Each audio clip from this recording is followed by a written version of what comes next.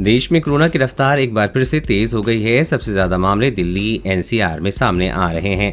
24 घंटे में कोरोना के 2380 नए मामले सामने आए हैं। इनमें से 1009 अकेले दिल्ली के हैं।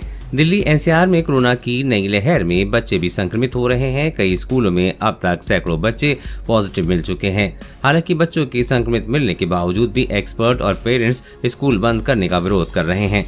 बुधवार को कोरोना के हालातों पर दिल्ली डिजास्टर मैनेजमेंट अथॉरिटी की बैठक भी हुई थी। इस बैठक में स्कूल बंद नहीं करने का फैसला लिया गया है।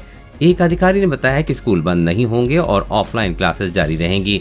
स्कूलों को सभी मामलों की जानकारी तुरंत शिक्षा विभाग को देने को कहा गया है। एक्सपर्ट की सलाह के बाद स्कूलों के लिए अलग से एसओपी जारी की जाएगी। हालांकि हरियाणा के शिक्षा विभाग ने स्कूलों को आदेश दिया है कि वो किसी भी छात्र को ऑफलाइन क्लास अटेंड करने के लिए मजबूर नहीं कर सकते।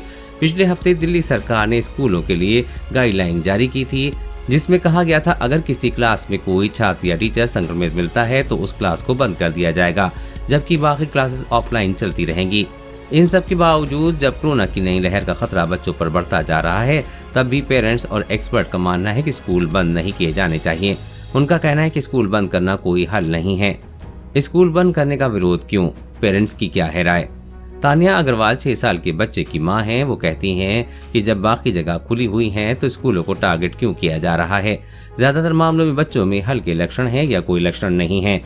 ऑनलाइन क्लास से बहुत नुकसान होता है। बच्चों में आंखों की दिक्कतें, सीखने की कमी और मेंटल हेल्थ जैसी समस्याएं हो रही हैं। हम कई सारी बीमारियों और खतरों के साथ जी रहे हैं और इसलिए हमें अब इस वायरस के साथ जीने के तरीके को ढूंढना होगा, क्योंकि ये कहीं नहीं जाने वाला है। सिमरन खारा भी 6 साल के बच्चे की मां हैं। वो कहती हैं कि सबसे आखिर में स्कूल बंद होने चाहिए। 2 साल से स्कूल बंद होने से पढ़ाई पर असर हुआ है। ये बच्चों के लिए ठीक नहीं है। मॉल, ट्रैवल, सिनेमा हॉल, शादियां, जब सब कुछ पूरी क्षमता से हो रहा है तो फिर स्कूल क्यों बंद करना है? और ये बेकार है। श्रियंका कक्कड़ दिल्ली के रहने वाले हैं। उनका बच्चा दूसरी क्लास में पढ़ता है। कक्कड़ कहते हैं कि मेरा मानना है कि अब की महामारी सामान्य फ्लू से ज्यादा नहीं रह गई है, इसलिए हमें इससे निपटने की जरूरत है, लेकिन इसके लिए सब कुछ रोक देना सही नहीं है। कोविड अब यहीं रहेगा। स्कूलों को खोले रखना चाहिए और बच्चों को अपनी जिंदगी जीने देना चाहिए। ऑनलाइन क्लास से बच्चों की मेंटल हेल्थ और विकास पर नुकसान पड़ता है। उनका कहना है कि कोविड के स्ट्रेन फ्लू या वायरल की तरह आ जा सकते हैं और ये हमें प्रोटोकॉल बनाते हुए जरूरी सावधानी बरतने की जरूरत है। एक्सपर्ट क्या कहते हैं?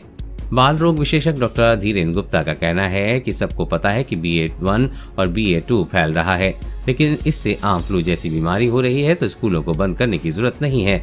अगर संक्रमण बढ़ता है तो भी सब कुछ खुला ही रहेगा, फिर स्कूलों को ही बंद क्यों किया जाना चाहिए? वहीं IMA से जुड़े डॉक्टर राजीव जयदेवन मानते हैं कि स्कूलों को बंद करना सही उपाय नहीं है। उनका कहना है कि महामारी अब भी हमारे बीच में है और बच्चों के संक्रमित होने की आशंका बनी हुई है। पहले ही 2 साल से बच्चों की पढ़ाई बुरी तरह से प्रभावित हुई है। उनका कहना है कि अगर कोई नया वेरिएंट आता है और हालात बिगड़ते हैं तो फिर दूसरे उपायों की जरूरत पड़ सकती है। कोरोना वायरस और कोरोना वैक्सीन से जुड़ी हर अपडेट पाने के लिए चैनल को सब्सक्राइब करें।